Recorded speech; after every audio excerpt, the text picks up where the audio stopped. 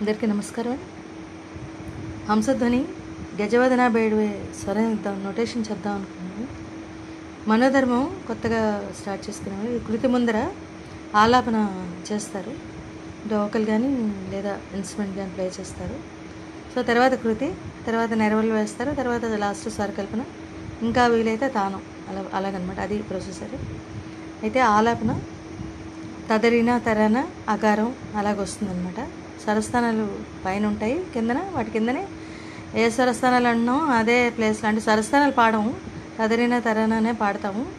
Instrument play చేసేటప్పుడు స్వరస్థానాలు అనేటప్పుడు కిందన తాళ స్ట్రింగ్స్ ఉంటాయి కదా వీణకైతే, ఆ తాళ స్ట్రింగ్స్ కూడా మీడుతూ ఉంటాం అప్పుడప్పుడు. అంటే ఎక్కడైతే స్టే చేస్తూ ఉంటాం అక్కడ తాళ స్ట్రింగ్స్లో అక్కడ ఏ స్వరం దగ్గర స్టే చేస్తామో దానికి సంబంధించినంత వరకు ఆ స్వరం తాలూకు తాళం మీడుతాం. అయితే సా కానీ పా కానీ అయితే సెకండ్ స్ట్రింగ్ మీడుతూ ఉండడం కానీ అలా చేస్తాం. ఇప్పుడు స్వరం ఎలా పాడాలి చెప్తాను. అదే రకంగా తదరిన తరన, అది పలానా దగ్గరే తదరిన అనాలి, తరన అనాలి, అది రూల్ ఏం లేదు. ఆకారం పలానా దగ్గరే పాడాలి అని చెప్పి అది ఎవరికి తోచినట్టుగా వాళ్ళు అది చేయొచ్చు. సాని రే సరి సని బస పగ పస సని పని సరి గరిగా నిస పని గప నిస నీ పసా గపని పని గప రిగ సరి గప రిగ ప గప రిగ పని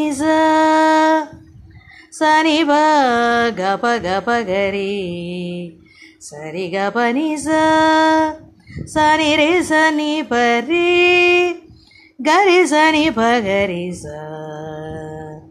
సని ప ని సరి ని సరి సని ప స. ఈ రకంగా ముందర తారస్థాయిలో మొదలెట్టి తర్వాత మధ్యస్థాయికి వచ్చాము, తర్వాత మంద్రస్థాయితో ఆపం. ఈ రకంగా వస్తుంది చిన్నగా. అది 2 లైన్స్ కూడా చేయొచ్చు. ఇంతే చేయాలి అని కూడా అది దానికి కూడా రూల్ ఏం లేదు, అది కూడా రూల్ ఏం కాదు. అకార్డింగ్ టు అంటే మనకు ఉండే టైంని బట్టి, డిపెండింగ్ ఆన్ టైం, సిచ్యుయేషన్ బట్టి ఉంది. ఈ రకంగా చేస్తాం. వీటి కిందనే మనం ఎలాగైతే స్వరాలు పాడామో ఆ రకంగానే తదరిన తరనే పాడతాం. Thank you.